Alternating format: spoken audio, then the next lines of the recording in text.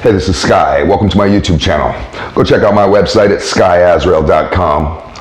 I want to do a righteous video this time. I did my little short video to try to do an experiment. We'll see. Maybe that video will get 50,000 views and I'll just be the 2-minute video guy, but I wanted to get on a real video for the day because I had another topic in my mind, something I didn't talk about in 2 minutes. This is going to take a little longer. I have this radio system in my house. If I picked up the camera and moved around, I could show you every room has a speaker mounted flush into the wall. Every room in the house has a speaker, in the bathrooms, everywhere. In the office, bedroom, everywhere. Every room has a speaker. And near the kitchen, there's a console on the wall. It's kind of old school. I wanted to replace it and, hook it up with Bluetooth and have something that's digital. And this is from the fucking 70s. It has a cassette player. It has a radio. Has a little intercom system. I've left it there just because it's kind of weird, kind of Brady Bunch weird. It just feels like it's this relic from the past. The only time I listen to it, I turn it on and I can play radio either in one room or in all rooms. So what I use it for is I play the radio in the bathroom and jam out to music while I'm in the shower doing my thing, shaving up, cleaning up. And the station got stuck on some gospel bullshit. I fucking hate gospel music. It's all so corny. And they went into this spiritual kind of song. People were clapping and getting down with it. And the chorus was, "The drought is over. The drought is over." And it got me thinking. I remember when the drought was over in California, when I was younger.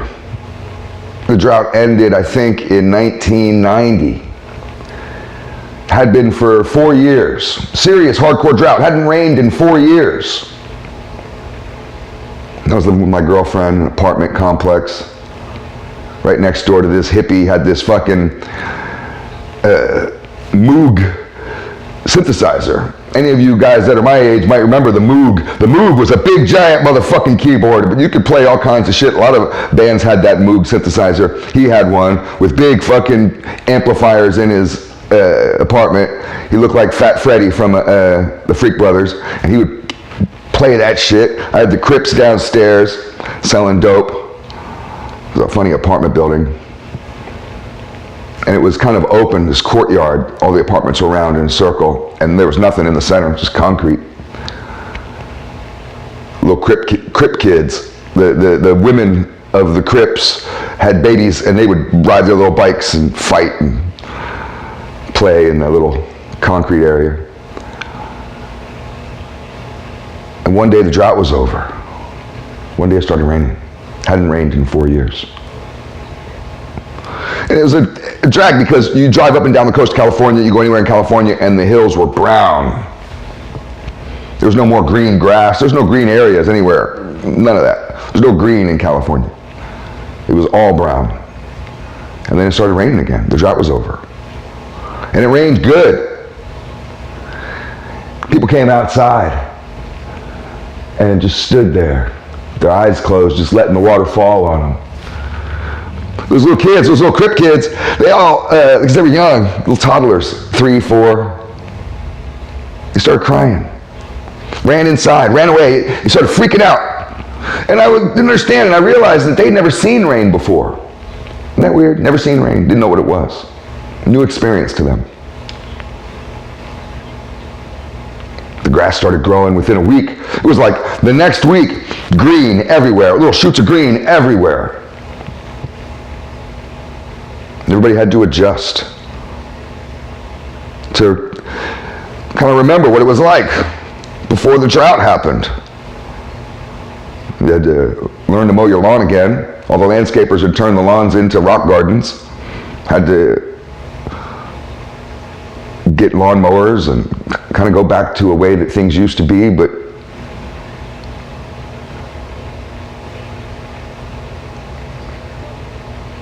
we have droughts in our lives.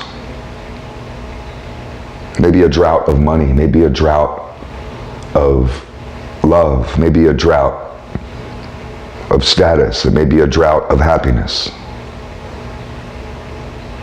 There's all kinds of droughts.